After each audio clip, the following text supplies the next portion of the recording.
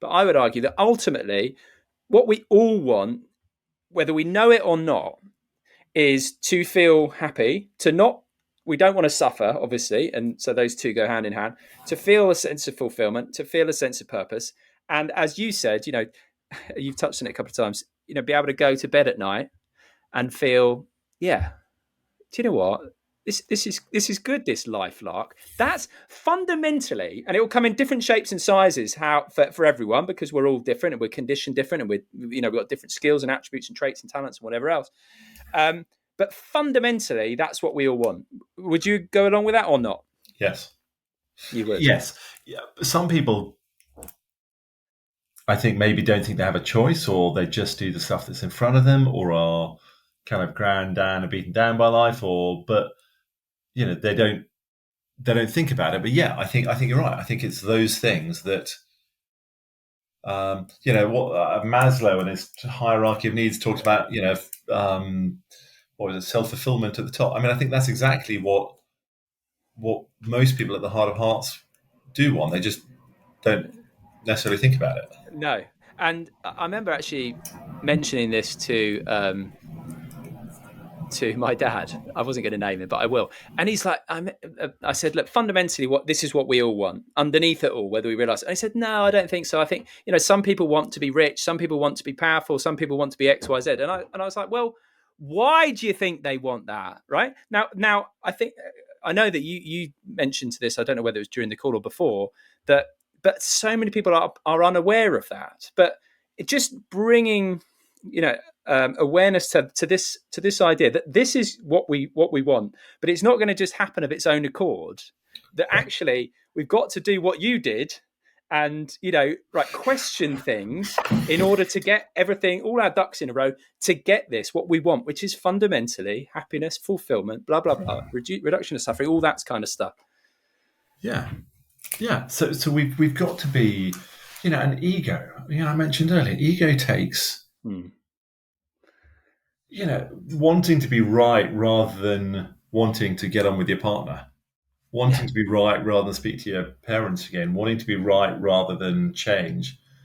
It stops us doing so much stuff. It's ridiculous. It's totally nuts. And if most of us, I think, we're just a bit clear about going, if what I'm about to do, is it going to bring me happiness and fulfillment? And happiness doesn't necessarily need, we can't be happy every moment of the day. No, That's not what it's about. No. And just, people who are always saying, well, I'm not happy, and they expect every moment to be joyful and happy. I think that's kind of optimistic. Yeah. But I think, life has got its ups and downs. Each day has got its ups and downs. But kind of, the overarching sense of kind of fulfillment, happiness, well-being. Yeah, well-being. If that's our goal, then I think a lot of people would make very different decisions.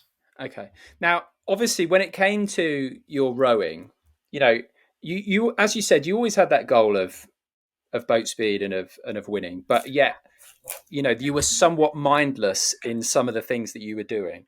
And now, obviously, you've got, as I said, all these quote unquote different boats. You've got your relationship, your business, etc. So, how do you then take what we've just said, which is that, okay, fundamentally we want to be happy, and then that comes down into these different areas of what the work we do, relationships, health, whatever. How then do you take that top line of okay, the ultimate goal, and break it down then into, okay, how do I make sure I'm not being mindless in my relationship, in my business, with my health, etc.? How do you bridge that gap? So, so there's a kind of layered goals approach that is, people in, we'll use different terminology for it all. So my view is, I'd go, right at the top. You got, if the crazy goal is fulfillment, happiness, or whatever, and then go, how will you know? What are some measures? What are some measures that let you know you're on track? And then you go, okay, so what are the key areas of things that you need to focus on in order to get there? So, if it's overall, fulfillment and happiness, you might go, well, that's work, that's family, that's kind of self, it's community, it's, you might kind of come up with all sorts of different things. And then in each of those areas, you can go, okay, so what are the key areas to focus on? What are the ingredients? What are the things that go into that? So I think you've got to be able to break it down into various different layers, because purpose, fulfillment isn't something you can just put on your to-do list. No, of course. But Yeah. but if you've gone, well, actually, I'll know that I'm feeling fulfilled when, with a few areas, and then that's actually, relates to, let's say, work, family, blah, blah, blah. Then you can go, so at work, actually, one of the things that will, make me feel good is being able to make a difference to other people's lives, being able to actually help and support my colleagues. And if I feel as though I'm, making life easier for them, then that will give me a sense of purpose and fulfillment. Okay. So then, you can put on your to-do list, helping colleagues or something. Yeah. So I think you've got to be able to kind of break it from the big picture down into manageable steps. And it's quite, actually doing that, I think, is quite hard. Yeah. It takes a certain amount of head scratching and sitting in a dark room or talking through it with somebody. But you've got to be able to break it down to activities or attitudes, because you might end up with, saying, going, right, today I just want to actually, be more positive about various things. And I can do that by, using the word fortunately. When something goes wrong, I can go, oh, well, fortunately, that means that I can. And you've got to make up something. Yeah. And that's down kind of at the granular level where you can go, yeah, I actually used fortunately 3 times today. Yeah. Yeah. So something I had a few years ago when I was, sometimes life's kind of, you've got shed loads on. You're busy. Things not that easy. And I had a thing where I was kind of not. Well, I did it to a degree. It was whenever I walked through a doorway, it was a kind of trigger to smile, because I was just going, I'm not actually smiling enough. And you walk into a room and you kind of you force yourself to smile, and actually it just has an impact.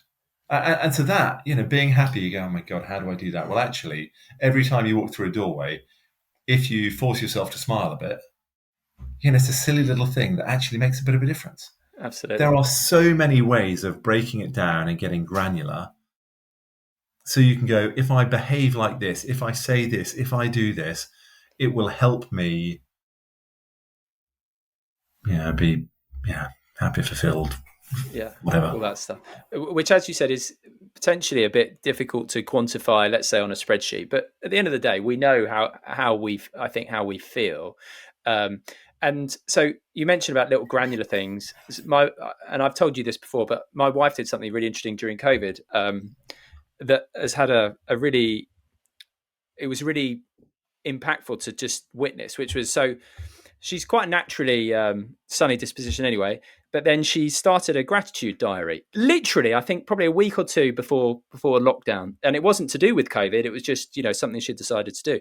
And at the start, she was really struggling to fill the pages. And then I spoke to her about it, and she just got so good at filling these pages. And this is a sort of, it's small little habits, but they've had such a big, profound effect. And I remember her, one that really stuck in my mind was she told me about how she'd gone into the kitchen one morning when we're all in lockdown, and it was just the way that the light was coming in the window. And she's like, and because I think she was in this, in trying to keep her eye out for things to be grateful for, suddenly she's just in this place where she was just noticing so many more things that she could be grateful for. And it's now become sort of habitual. And I remember you talking about the, reticular activating system when we spoke about last time. And it's, like you want to buy a red car, you spot a red car more. And so it's getting that thing to work for you. And I think, how gratitude has impacted her has been such an inspiration to me. So that's one of those little areas. And as you said, there are lots of things. So many things like that. I think there are so many things. If people are going, oh, I really wish I was happier, but they complain about everything. There is a habitual change that needs to happen of just trying to go, well, okay, so you could go, okay, so this stuff's been crap, but actually what things haven't been? What things have been slightly less crap? What's been, it doesn't have to be rubbish and amazing, but just, starting to actually. So, the whole will it make the boat go faster question. People might have the goal of fulfillment or happiness or whatever, and then complain about everything. Yeah. And you go, the two are not aligned. And it's not just about having the goal. It's about actually doing the stuff that gives you a chance of achieving it.